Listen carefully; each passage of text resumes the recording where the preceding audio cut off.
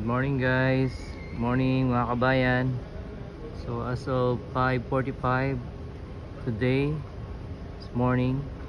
So ito pa lang yung available na train sa ngayon. Same pa rin kagabi.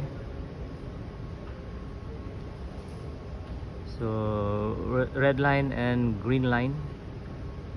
Ang red line from Center Point Station to Business Bay, yun lang ang operational.